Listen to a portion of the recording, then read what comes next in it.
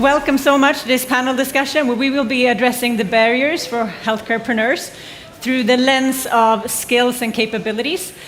And there are so many different aspects to this topic. Everything from looking at the shortage of workers in the healthcare space to the varying degrees of digital skills among the workforce in healthcare, to also the growing demand for specific skills when we move into areas such as precision medicine, digital pathology, gene and cell therapy.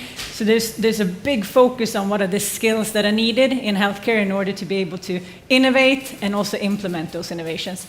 And to discuss and address this topic with me today, I have a wonderful panel, starting with Dr. Joseph Comin. He is the Director of Cardiology, the Cardiology Department at the Belvice University Hospital, and also the Director of the BioHeart Cardiovascular Research Group at the Belvice Biomedical Research Institute. Welcome. Thank you. We also have Tamir Tal, who is the CEO of Cordium Medical, developer of Hero. You might have heard Tamir speak earlier today at the arena stage. It's a speech-based medical as a software device, as a medical device. That you're going to hear more about. We also have Diego Valesco, the head of innovation at the Ramon y Cajal Health Research Institute. I might have pronounced that wrong, apologies. But it's a center with over 1,200 researchers, and he gathers more than 18 years of experience in tech transfer, valorization, entrepreneurship, and investment in projects from both academia and hospitals. So big welcome. And then we have Aline Noisette. She's an international influencer and independent consultant who are dedicated to digital health. She has been connecting the dots between different actors of the digital health ecosystem for more than 12 years, working with them for both startups, pharma, hospitals, investors, insurance, and patients. Shall we not give them an applause? Yeah, thank you. And for our great moderator. Yeah, and you might be wondering, who the heck am I sitting here? Apologies for that. My name is Madeleine Thun, and I represent a Catalyst, which is Astrazeneca's global network of health innovation hubs and labs, where we work to really try and solve very concrete health and healthcare challenges with the healthcare ecosystem. So partners such as these. So thank you for having me here. But to start this off, we're going to look at a very concrete innovation project that you, Dr. Comin, and you, Tamir, are working on together. You're currently collaborating around a novel way of monitoring heart failure patients using the solution that you developed, which is using voice and speech analysis. But if I turn to you, Dr. Comin, to start with, what have been some of the major challenges in this project, and which skills gaps have you seen? This is one of the key points in terms of we as clinicians, and particularly dealing with patients with heart failure. We've been pretty much involved in heart failure research using eHealth in the last 10 years. So for the team, it was not a problem in terms of adoption of a new solution that actually help us to do an early prevention of readmission of patient. But usually the main barriers would be around, first, how patients cope with technology. Still think that patients with chronic conditions are old patients, so there's still, let's say, a computer skill gap in this particular aspect. Also, I would say the main barrier is the institutional barrier, how institutions, and particularly healthcare institutions, are willing or not to adopt new innovations in terms of e-health. And the last thing, which is something that can be sorted out actually, is the integration of this information into our electronic and medical records. So this would be the main barriers I found when we try to implement these new projects. Thank you for sharing. And if I turn to you, Tamir, you're on the other side of this challenge. Like, what are the challenges that you've seen, and what would you like to address? I can echo Dr. Comin remarks, because we came to Belvice Hospital, and after 3-hour training, the entire clinical team, which is not just physicians, it's healthcare practitioners, because the system is used also by nurses as well. So there were, after three hours training, they were all fluent in the system and admitting themselves patient within 15 minutes time. And we're sitting there, and like it's your baby for like a lot of time, and all of a sudden you see it in the hands of people, and they are really I'm not sure if it's unique because we haven't been to a lot of hospitals. This is the first location we're actually running the system as a pilot in a project with Astrazeneca. But our experience was amazing. They were really adaptive. They know digital. They know remote monitoring. They understood it exclusively, and even with the discussion we had afterwards, everything is ticking and clicking perfectly. In that, I think that we as a company, one of the biggest obstacles that we have, you talked about gaps with startup companies. One of the biggest gaps, I think it's the biggest, even more than regulatory and clinical, is market access.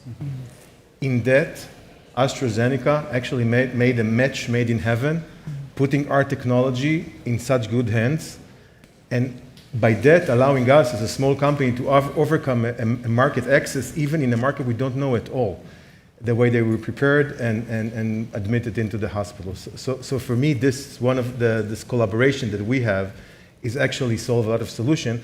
And just by noting something about what Dr. Kumin said about the electronic medical record, the last topic, not just the patient, how the physician can get it in. So there's new, I'm not sure how many of the audience know about, but there's a new standard called FHIR, F-H-I-R, which is something that will allow all digital health technologies to connect via one API, one access point, a server that sits in the entrance of the hospital, and then it will be, this will translate the signals that we're sending or the alerts and put them directly in the electronic medical records of the patient. And our system is already FHIR compliant, and perhaps the next thing that we'll do with Dr. Kumin is to check that as well. Yep. Thank you for sharing, because you represent a very unique viewpoint on this from the entrepreneur side.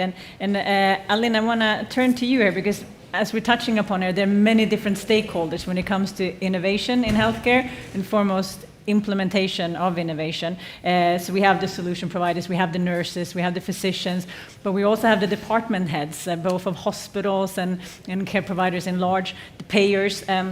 Lynn, you have a very broad experience in this area across the entire healthcare ecosystem. So what do you see building on what these guys have shared?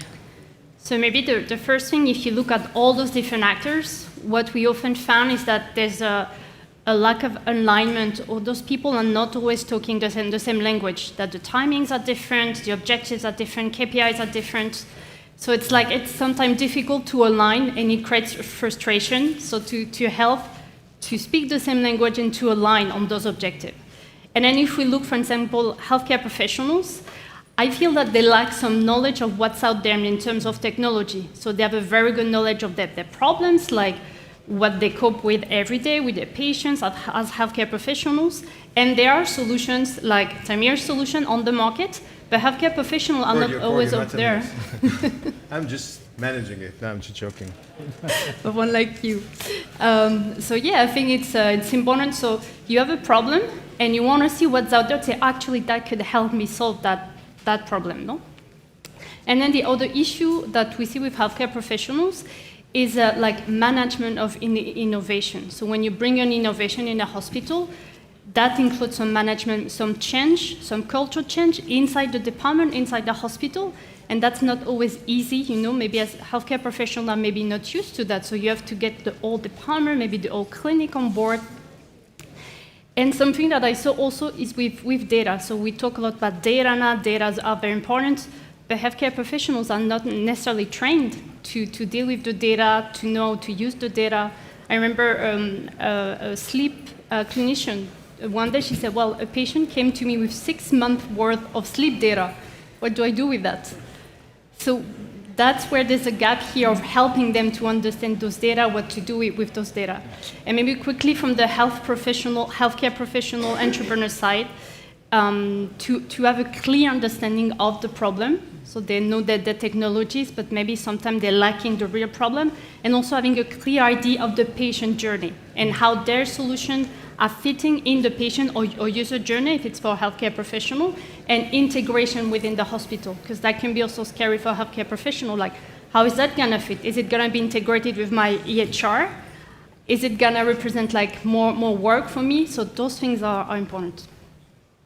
It's incredibly interesting what we're bringing up, because we had a pre-chat before getting together here. And the first thing everyone said is that there's not a lack of willingness, interest. Everyone is wanting to solve challenges on behalf of patients much better. And then when we started discussing what is actually the skills gap then, because everyone is leading very digital lives outside of the healthcare arena, but it is a lot what you're bringing into attention here, that every single individual, they have their narrow focus on what they're solving, and many times the challenges are above or between. So it's mandates and incentives and funding and regulatory aspects that we talked about. So wonderful. But I'd like to have you, Diego, kind of conclude on this topic, because you are uniquely positioned to do so, as in your current role you're managing over 100 different health innovation projects.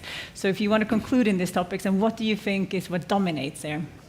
Okay, so my point of view is a bit different because I work in a research center, so trying to push the innovation from healthcare professionals forward. But, well, I totally agree with Aline's vision of the diagnosis of the ecosystem is similar, I think, in all Europe and all around the world, I think. But putting the focus on the healthcare professional, I think the main gap is time, is lack of time.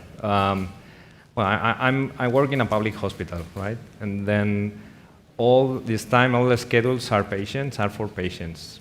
But we should find the time for them to be involved in innovation, to design new innovation, to co-create with the startup companies, but also to implement innovation as we've just seen.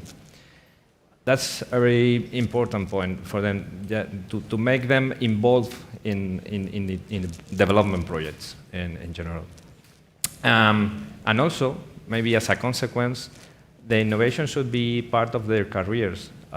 Innovation, they should have the acknowledgement of innovation as part of in the degree to maybe to be a chief of department.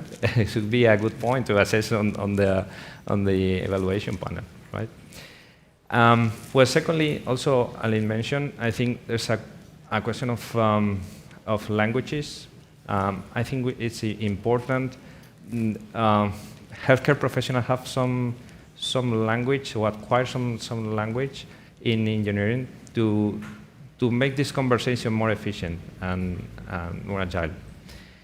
And well, another point important to move forward innovation from these research centers is the healthcare professionals should be aware of the importance, the relevance of companies, startup companies, on venture capital, on the vision of industry from the beginning of the project when they want to take their ideas to become a new product.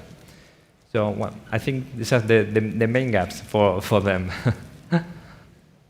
Very interesting points there. We had another panel discussion earlier today around this topic as well, and the need for the ecosystem is so huge. The CEO of Memark, I think the company is called, they do liquid biopsy for gynecological diagnosis, and she was saying that you have to be very humble in your approach, and I think you experienced this as well, Tamir. You cannot do this alone, and I think the recognition that everyone is needed. We didn't start by defining what do we mean by healthcarepreneur, but we talked about that when we had our pre-call. And it's easy to think of entrepreneurs as those, crazy startup champions, but for innovation in healthcare to succeed, you need those healthcarepreneurs everywhere. And regardless of where you are in your role, to having that ability to lean forward and be an innovator and focus on the impact we're trying to drive, and with that as like your power engine, daring to challenge status quo, find new ways forward. So healthcarepreneurs is literally anyone who's looking to drive a better healthcare system for all of us. But coming back to this, and like we have the focus here on challenges, barriers, gaps. As entrepreneurs, then, as innovators, challenges, obstacles, and problems are what fuels innovation. So looking at that, what are kind of some? If we kind of look out into the future a little bit more, 5-10 years out, I want to turn to you again, Diego. There are lots of opportunities and solutions on the horizon. What do you see as kind of possibilities and things that can solve these kind of challenges and skills gaps? I'm going to give you an example of a program we've just launched. It's called Mission Ramonica Hall 2030. Okay. Well, it's a name or a title that is commonly used in the EU funding programs right now. But what we are doing is asking healthcare professionals for the new digital solution, medical devices, and therapies they would like to have in the next 7 years, no? In 2030.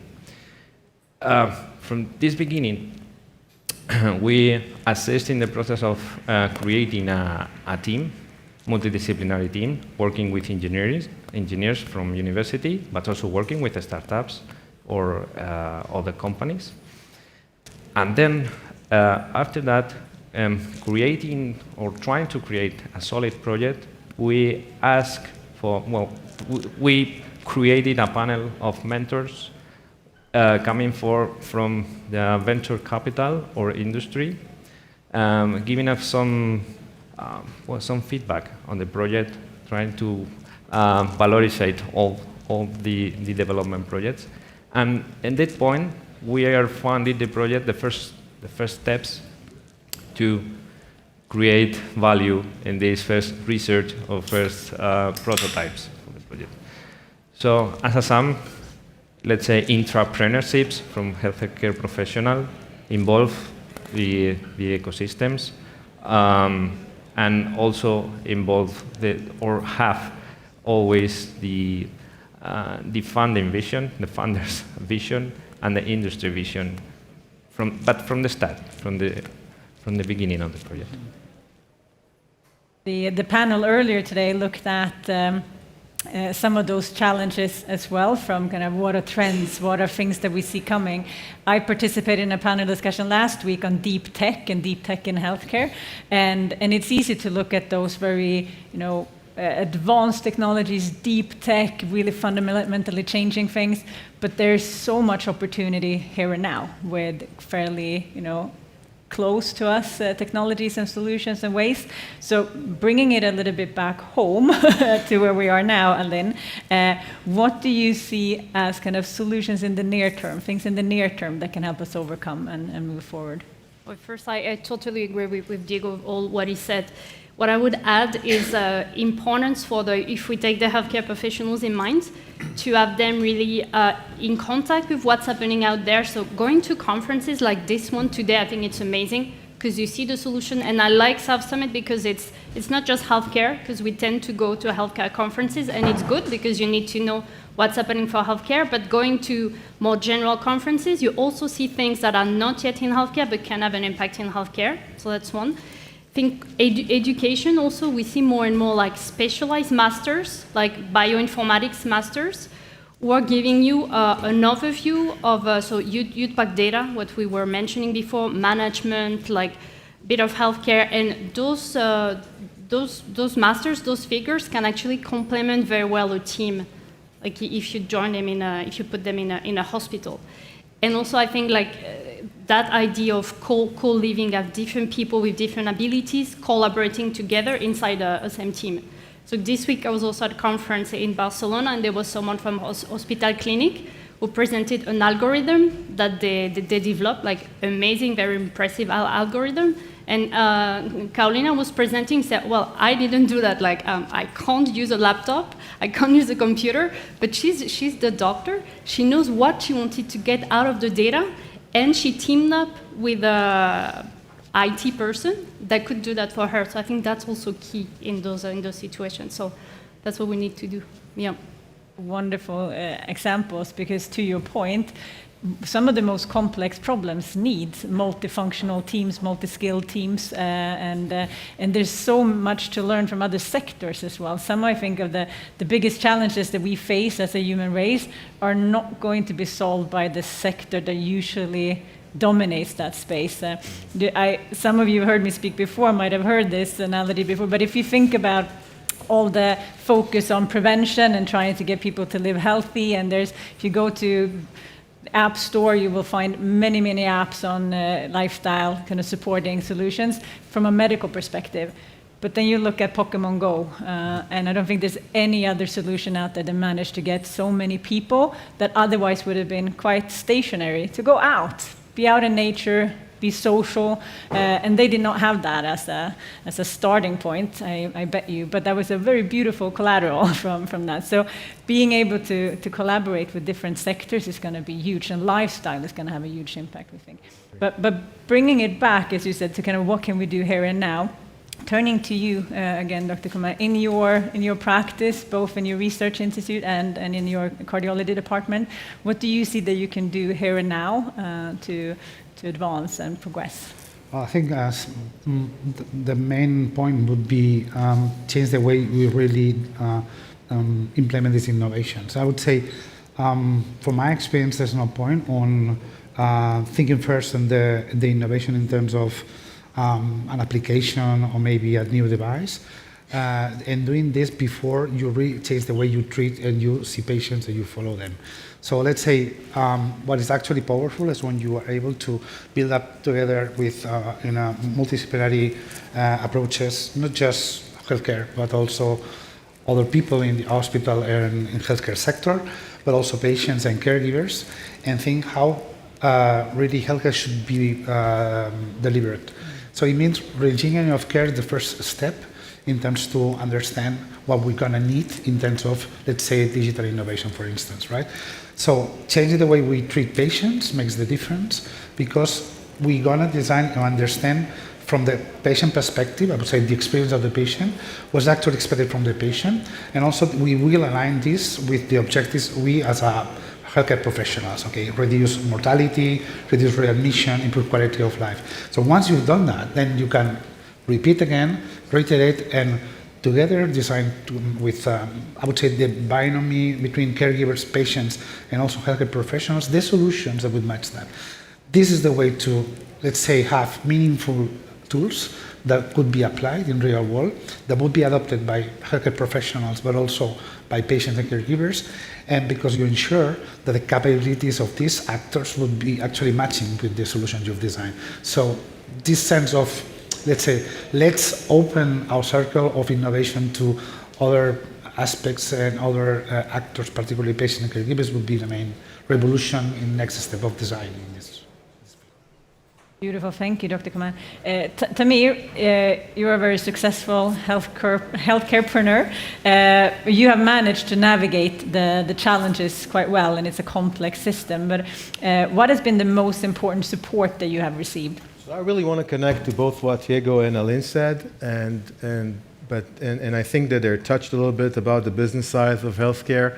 I think Aline talked mostly, and she's absolutely right, about the clinical need of having specifically software engineers dealing with physician, understand their needs, understanding the physician, live in a world that they cannot do almost everything. They cannot do anything because they're regulated, their professionalism doesn't allow them to move as easy as software engineers. They need to understand this gap. So I absolutely agree with you. But, and Diego touches a little bit about, involving VCs and whatever and the stuff that he's scouting right now. I think it's crucial. The business side of healthcare is horrendous. It's hard. It's including regulation. You need to design a very cost-efficient studies. It's once you've done that and you pass the regulation hurdle, then you need to decide who I'm going to sell it to. And this does not end, because once you sell it, the person that buys it from you, who's going to cover it, right? So it's reimbursement. It's the provider. And if you don't talk to all stakeholders, not just the clinical, which I agree with you completely, this is like the basic need, but if you don't talk to regulator experts, to strategic like Astrazeneca, that are operating in the field, that understand the business, to healthcare administrators, people that sit on the money chains. If you don't do that, you can develop, so if you don't have a clinician, you'll develop a great software that nobody will use, right? Especially, and just to add something about the information, I see we have a little bit of time, is that some of the problem, the deep tech of everything like that, is it bombard you with information. Digital health needs to be binary. Physician got enough data on their head as it is. New physicians, what they do, they analyze data all the time. They don't even check patients anymore because of the amount of they don't touch them. because of the amount of information they get. If you're just sending too much information, I'm not talking about the senior physician, I'm talking about the younger one. Don't worry. Dr. Kumin will touch all his patients. So, In a compliant way. Yeah. of course. Sorry. So, you don't want to bombard them with information. You want to be very efficient, very binary. Give them a fast time to give a decision. You have something monitoring a patient 24/7. You bomb in for the physician. He will not touch it. So you need the clinician inside for sure.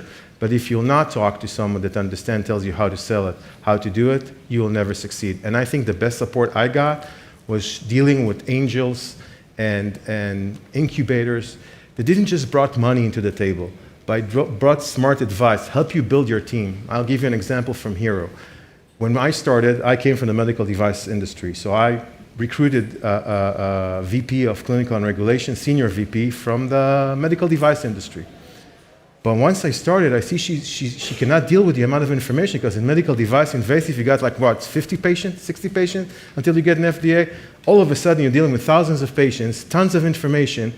You need to go pharma. And it was the first interaction I ever had with a clinical person from pharma. And the empathy and the way that she deals with the patients and with the physicians and building the team, it's super important. And this is only something that you can do in a place that allows you flexibility and room for error. If you go directly to VCs, it's not probably going to be a good idea. So you want to be, when you come to a VC, you want to have already proof of concept.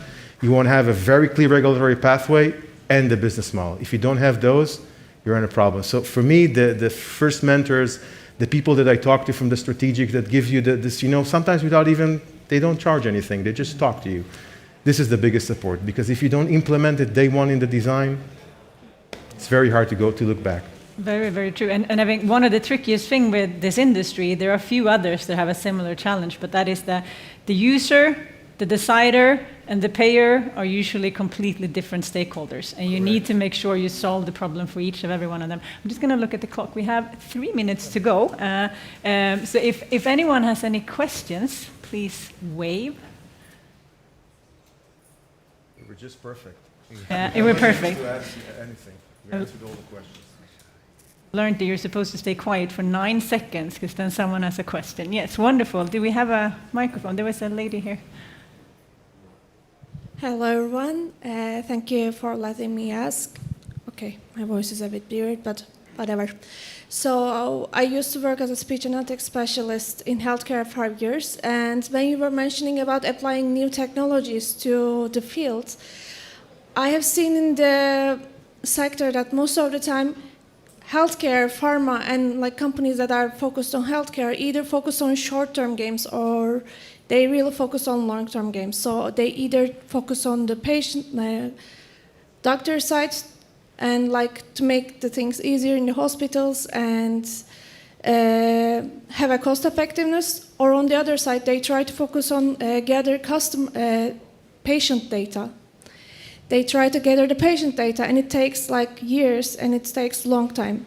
So in this case, what do you think, generally in Europe, and again in Spain, which will be the focus of the companies, short-term or long-term games? Thank you. Do you want to respond, Tamiris? You are. So again, as I told before, you need to have a business model. First, the patients are important. They're most important. Their longevity, improving their quality of life. But if you'll not have a business model, you'll not be able to help them. So the way that you need to work, and it's a great point what you said, because I think it's illuminated very nicely what Diego and Aline told just before, and Dr. Kumin also mentioned. If you don't know from day one what's your plan, it's not good. So it doesn't matter. If you think short term, the best way to bring your product into the market, build it around a reimbursement or a business model or support that will be short term. Sometimes give it for free. A lot of the time pharma companies will come to you and tell you, all right, I will give you a digital solution for free because it helps me to do something else, right? So this is short term. And if you long term games, so you need to build the entire company like this. You need to have funding. You need to have investors that are patient. So meaning go government, go EU, go places that are less interested in short term, or work with a big strategic that will say, all right, I've got a great team of people working here, very smart. I love what they're doing. I will not do it in my house because it will take forever. Let me fund it. And so you need to think about the funding. Doesn't matter which way you go, you can in both ways succeed as long as you plan it from day one.